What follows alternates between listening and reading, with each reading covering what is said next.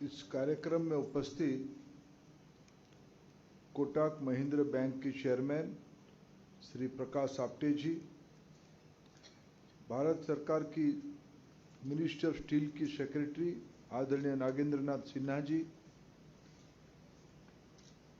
Secretary department of science and technology professor Abhay Karandikar ji, IIT Kanpur की director professor S Ganesh ji और यहाँ उपस्थित सभी मित्रगण, मीडिया की साथीगण, मैं सबसे पहले कोटक ग्रुप को धन्यवाद देता हूँ। उन्होंने अपने CSR इनिशिएटिव में 120 करोड़ रुपया का जिम्मेवारी लिया है। प्रकाश जी कह रहे थे ये हमारी कर्मा है, आपने अच्छा किया है, आपने दायित्व लिया है। देश में राष्ट्रीय शिक्षा नीति की फ्रेमवर्क में, NEP की फ्रेमवर्क में NRF की भी कल्पना की गई है, नेशनल रिसर्च फाउंडेशन की कल्पना की गई है। उसमें निजी उद्योग और सरकार दोनों की फंडिंग में बेसिक रिसर्च R&D के ऊपर स्पेंडिंग होगा, उसी की एक कमिटमेंट था। मैं इसीलिए कोटक ग्रुप को धन्यवाद देता हूं कि आपने उसी कड़ी में अपनी जिम्मेवारी निभाई है। ये एक सुखद संयोग है जब ग्लोबल लीडरशिप COP28 को अभी समाप्त किए और पिछले 9 सालों में COP21 से लेके COP28 तक भारत ने अपना एक इम्पैक्ट डाला है। सस्टेनेबिलिटी की आवश्यकता के बारे में मेरे पूर्ववर्ती सभी वक्ताओं ने और यहाँ बैठे हुए मैं मेरे कई पुराने मित्रों को यहाँ आज मिलने का मेरे को आपने अवसर दिया। मैं कुछ साल एनर्जी सेक्टर में भी काम किया हूँ। ऐसे उस सेक्टर की कुछ मित्र यहाँ उपस्थित हैं। दुनिया में हम एक पोल्यूटेंट देश नहीं है, हम प्रदूषणकारी देश नहीं है। उसके बावजूद भारत की दूरदृष्टा प्रधानमंत्री नरेंद्र मोदी जी ने 2070 तक नेट जीरो की एक एम्बिशियस टारगेट दुनिया के सामने भारत की ओर से रखा है। शायद तब स्वाभाविक हम दुनिया की सबसे पॉपुलेशन की दृष्टि से बड़े देश होंगे, अभी भी हम बड़े हो चुके हैं। उस बड़े पॉपुलेशन के साथ हमारी जो एस्पिरेशन है, हमारी जो एम्बिशन है, आपने आज प्रोफेसर गर्ग जो प्रेजेंटेशन दे रहे थे, सस्टेनेबिलिटी की जो 3 पहलू उन्होंने दिखाई है, उसमें इकोनॉमी भी एक पहलू है। पुरुषार्थ के लिए मनुष्य की अपनी आवश्यकताओं के लिए कुछ बुनियादी आवश्यकता रहती है। उस आवश्यकता की डेफिनेशन उस देश की मूल स्वभाव के साथ जुड़ा रहता है।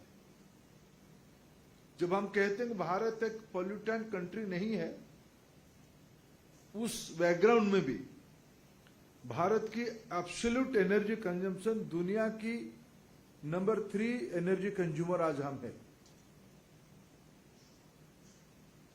हमारी कंटेनमेंट की 2 कारण है। एक तो हमारी आबादी की एक तबका एनर्जी की फुल पोटेंशियल को यूज नहीं कर पाता है।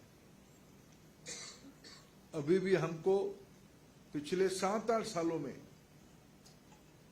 दिल्ली के आसपास, राष्ट्रीय राजधानी दिल्ली के आसपास कुछ गांवों में बिजली लगाने की हमें सौभाग्य मिला।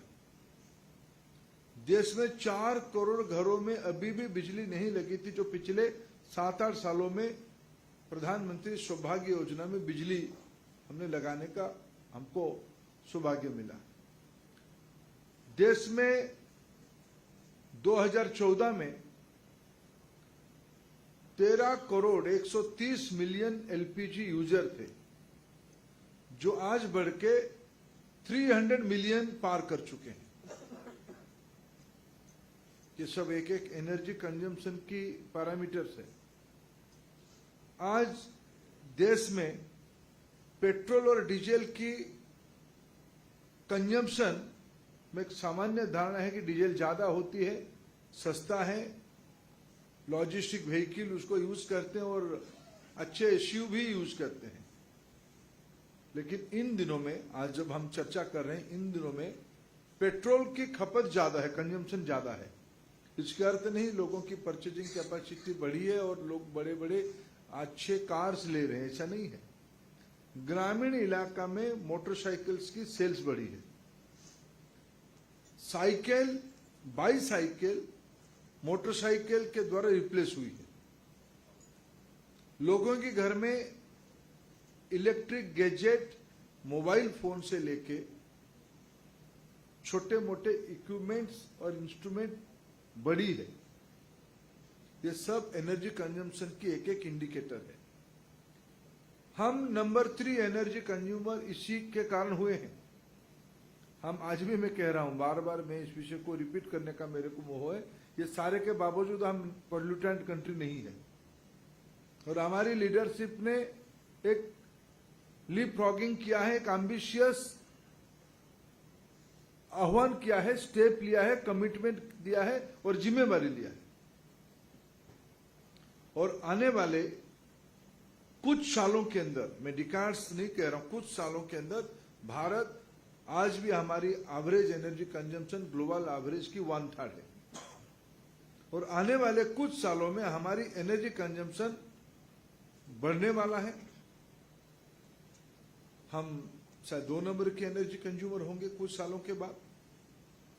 एक स्टेज आएगा शायद हम नंबर 1 एनर्जी कंज्यूमर होंगे। दुनिया में कोई इकोनॉमी की अपना अपना एक लिमिटेशन आ चुका है। इस विषय की अंडरस्टैंडिंग सभी को है। जो देश इसके ऊपर सबसे ज्यादा चिंता करता था, अमेरिका,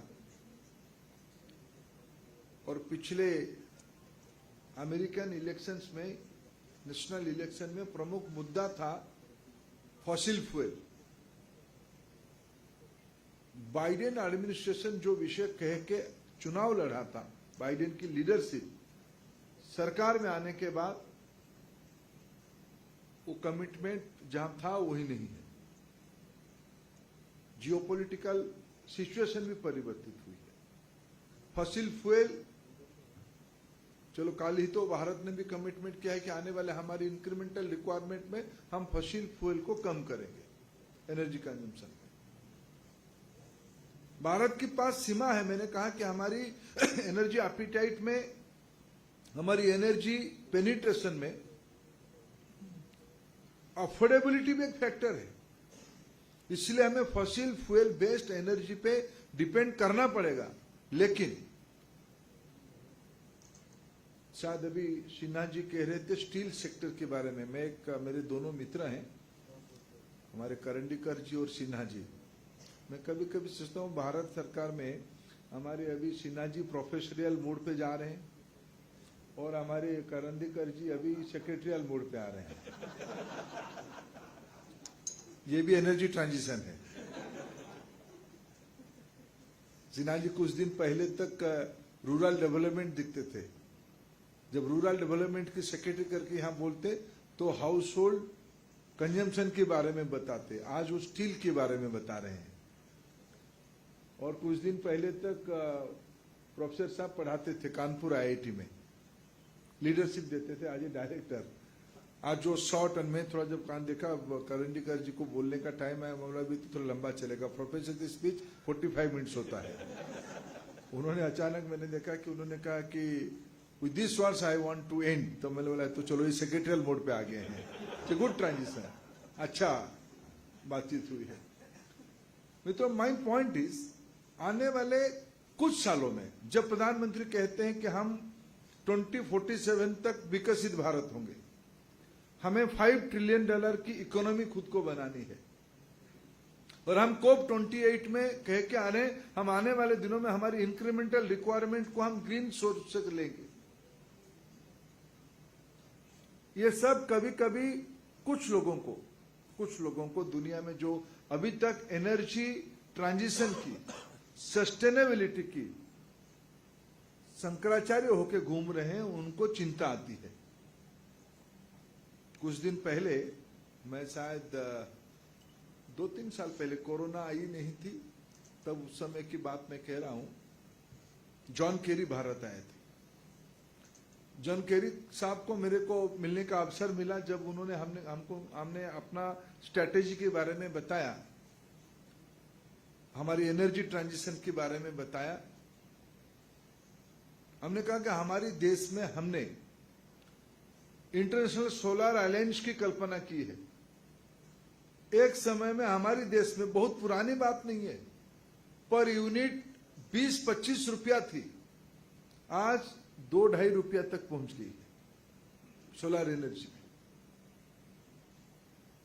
हाइड्रोजन में अभी भी मेरे को याद है, मैं जब एनर्जी में काम करना शुरू किया, मैं एक बार प्रोफेसर काकोडकर जी से 2 घंटे की ट्यूशन लिया था। देश की पब्लिक पॉलिसी की डोमेन में जो प्रोफेसर्स थे, जो एकदम कोर साइंटिस्ट थे, उनको हाइड्रोजन एनर्जी के बारे में स्पष्टता थी। मेरे जैसे व्यक्ति जो पॉलिसी में इन्वॉल्वमेंट जिनकी थी, उन्हें मालूम नहीं था, हमने पढ़ा था उनसे। आज भारत की कंपनियों ने विदेश को हाइड्रोजन एक्सपोर्ट करने की एमओयू कर रहे हैं। हमारे गडकरी जी हाइड्रोजन गाड़ी में पार्लियामेंट आते हैं। ये आज रियलिटी है। पिछले 7-8 साल में मैंने पेट्रोल कंजम्पशन के बारे में बात कहा, हमने एलपीजी के बारे में बात कहा, हमने पर कैपिटा एनर्जी कंजम्पशन की बात कहा। ये तो आज की बेसलाइन है। आने वाले 25 साल में इसकी मल्टीफोल्ड इंक्रीज होगा। दुनिया की एनर्जी ट्रांजिशन में रुचि रखने वाले सभी लोगों को भारत की मॉडल को समझना पड़ेगा। भारत की मॉडल में सिर्फ इकोनॉमिक्स नहीं रहेगी, सिर्फ मटेरियल साइंस की रिसर्च इनोवेशन नहीं रहेगी। भारत की मॉडल में सोशल बिहेवियर भी रहेगी, सोसाइटी की संस्कार भी रहेंगे। महात्मा गांधी जी ने जब आंदोलन चलाई देश की आजादी के लिए, तब उन्होंने पानी के ऊपर चिंता किया था, खदी के ऊपर चिंता किया था। ये सब सस्टेनेबिलिटी से जुड़ी हुई विषय है।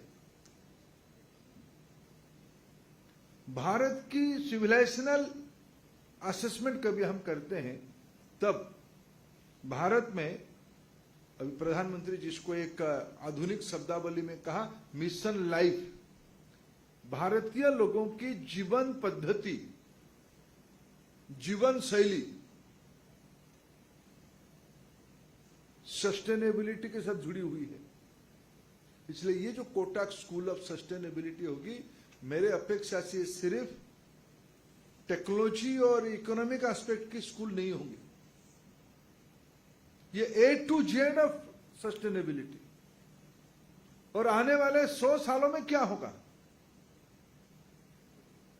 इस प्रकार की महत्वाकांक्षी इंस्टीट्यूशन ये बनेगा। सिन्हा जी, हम छोड़ दे कि दुनिया में हम कहां खड़े हैं, हम निसंदेह के हम ही खड़े हैं और कोई नहीं रहेंगे। क्योंकि दुनिया में यूरोप की सीमा है एक एनर्जी कन्वर्जन करने के लिए, उनको उनकी अफोर्डेबिलिटी नहीं है अभी।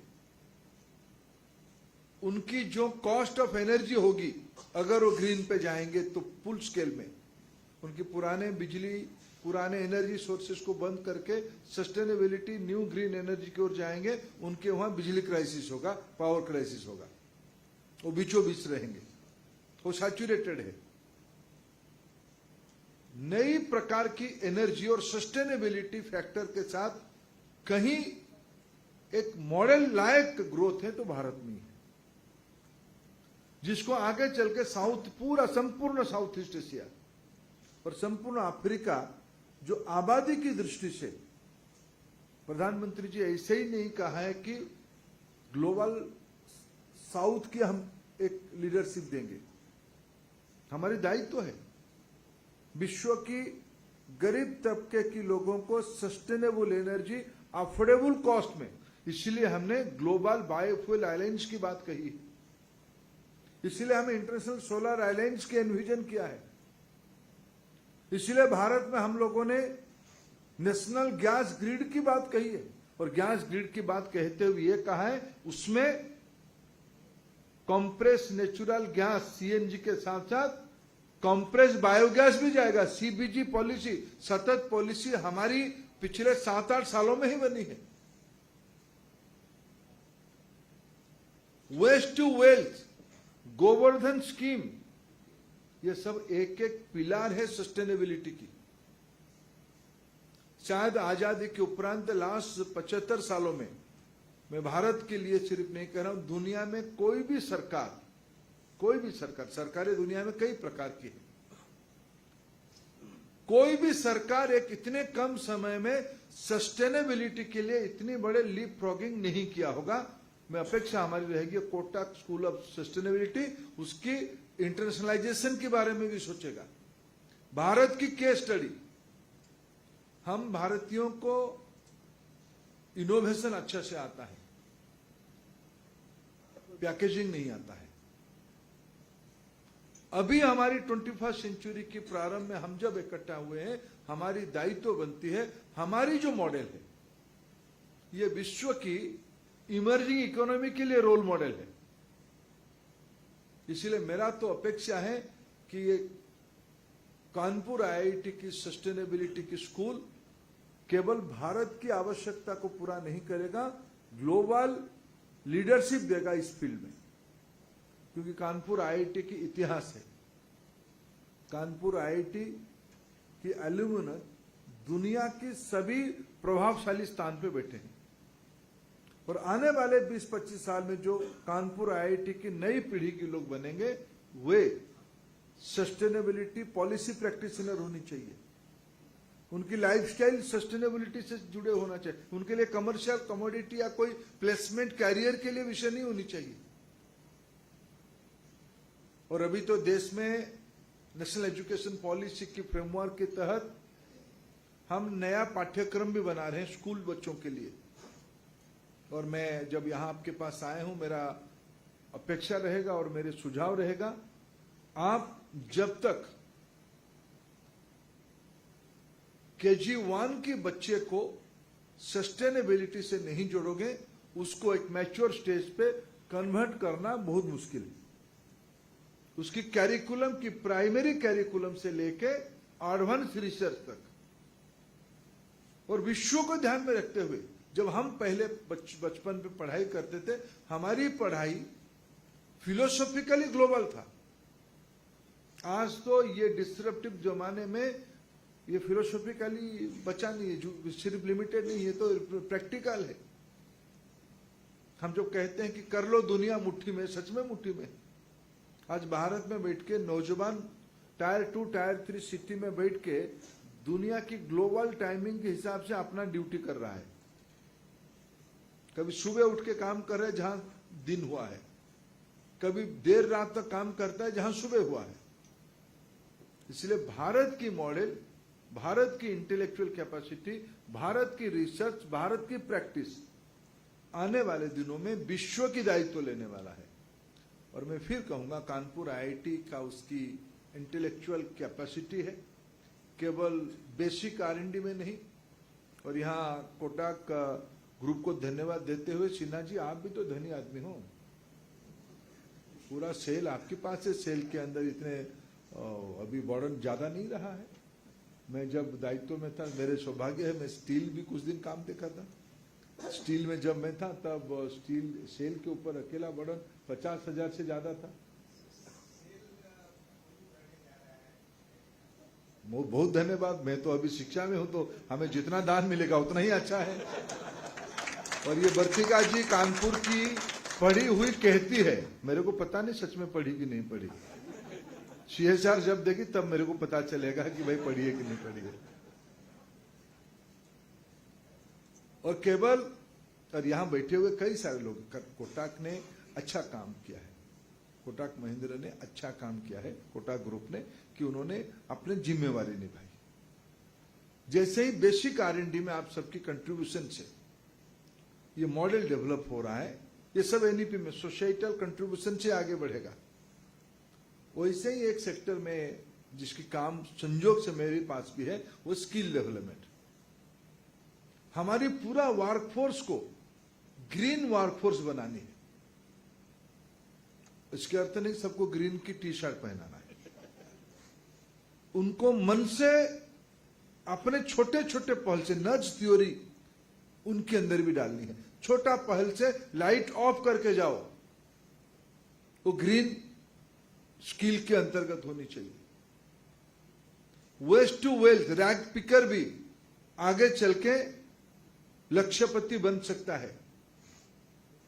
ये कल्पना, इसके मॉडल आज संभव है।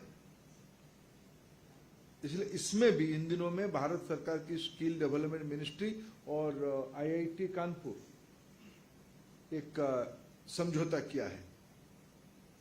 IIT कानपुर को एक इंस्टीट्यूशन बना के दिया गया है, जिसमें अभी तो प्राइमरी डिफेंस रिलेटेड इंडस्ट्री को आगे बढ़ाने के लिए उसमें कल्पना की गई है। हमारे हाल और दोसों, ये दोनों कंपनियों की कोऑपरेशन उसके साथ है। ऐसे ही, और कानपुर IIT में मैं गया हूं। कानपुर IIT आप सभी के नेतृत्व में देश की 1 नंबर IIT होनी चाहिए। और कानपुर IIT की, मैं एज आउटसाइडर, मेरा जो ऑब्जर्वेशन है, कानपुर IIT की स्टूडेंट्स कम बाहर गए हैं। IITians की एक समय में था भारत में अपॉर्चुनिटी नहीं है ये कह के बाहर जाते थे। धीरे धीरे वो कम हो रहा है, इन दिनों में तो ये बहुत घटा है। लेकिन उनमें से अगर मैं थोड़ा समीक्षा करता हूं, इन कंपैरिजन जो 5-6 बड़े बड़े IIT प्रारंभिक दिनों में बनी, इन कंपैरिजन बाहर जाने वाले लोग कानपुर IIT से कम थे, सब यहीं रहे। उनके पास भी अपॉर्चुनिटी था। ये सिन्हा साहब अगर अमेरिका जाते तो शायद वो बिलियनर हो जाते अभी बे एरिया में। वो भारत सरकार की काम किए। वर्तिका जी यही हमारी EIL चलाई, ये सब अच्छा कर सकते थे। इसलिए कानपुर IIT की एक सोशल बिहेवियर भी है। मैं शुभेच्छा देता हूं, आभार प्रकट करता हूं आप सभी को, आप यहां आए। और आने वाले दिनों में सस्टेनेबिलिटी हम लोगों के लिए एक स्लोगन, एक पॉलिसी, एक स्ट्रैटेजी नहीं, ये हम लोगों की एक रिस्पॉन्सिबिलिटी, ये एक प्रतिबद्धता हो। इसी शुभेच्छा के साथ सबको धन्यवाद।